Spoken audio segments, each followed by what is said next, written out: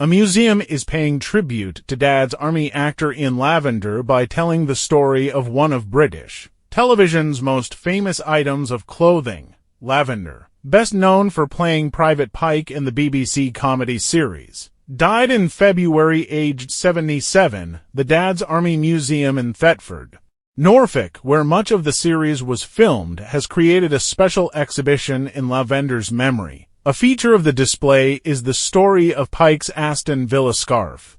The museum reopens for the summer on Saturday.Museum chairman Stuart Wright said a special exhibition had been set up in tribute to Lavender, who came from Birmingham but lived in Woolpit, Suffolk, and was the last surviving member of the main Dad's Army cast. He said a feature of a display, which includes a book of condolence, would be the story of the claret and blue scarf Pike almost always wore. Wright said the story began with David Croft, who co-wrote Dad's Army with Jimmy Perry. Ian was told by David Croft to choose some hideous clothing from the BBC props. Mr. Wright explained. He first chose an MCC Marylebone Cricket Club sweater and then an MCC tie. He saw the scarf and, because it was Aston Villa colors, it reminded him of his home city, Birmingham. Mr. Wright said the press had eventually got hold of the story and Villa invited Lavender to a game, he added.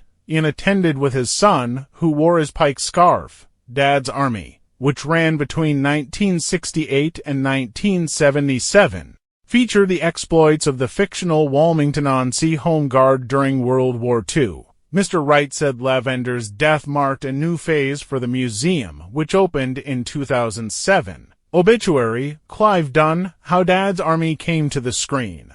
Sinkhole outside Dad's Army Museum. He's the last of the main characters, said Mr. Wright. His death takes us on to another stage of the museum. He said Lavender had visited the museum a number of times.